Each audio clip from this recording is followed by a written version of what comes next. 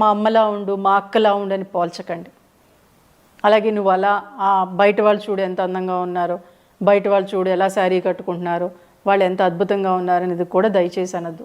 మీరు ఇష్టపడే కదా అమ్మాయిని చేసుకున్నారు. సో కాబట్టి తనని తనలాగే ఉండనివ్వండి.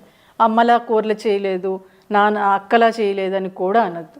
ఎందుకంటే తనకు వచ్చింది, తను 25 years వాళ్ళ ఇంట్లో నేర్చుకొని వచ్చిన అమ్మాయి ఒకేసారి ఎలా మారిపోతుంది? అలాగే ఒక భార్య భర్తని మా నాన్నలా ఉండు, మా నాన్నలా మాట్లాడు అని అనద్దు. తను ఎలా మాట్లాడుతున్నాడు అనేది ముందు అబ్జర్వ్ చేసుకోండి. మీరు ఎదురుగా కూర్చొని లవ్లీగానే మాట్లాడుకోవడానికే ట్రై చేయండి. కానీ చాలామంది ఈ మధ్య నేను అబ్జర్వ్ చేసింది, ఇగో మా అమ్మని నువ్వు అలా అన్నావు, లేకపోతే పెళ్ళిలో అలా అన్నావు, ఇలా ఉన్నావు, ఈ విషయాలు వచ్చేస్తున్నాయి. అవి అవసరమా? అవి మీకు తిండి పెడుతున్నాయా? అవి మిమ్మల్ని హ్యాపీగా ఉండేలా చేస్తున్నాయా? లేదు కదా. సో కాబట్టి మీరు లవ్లీగా మాట్లాడుకోవడానికి ట్రై చేయండి.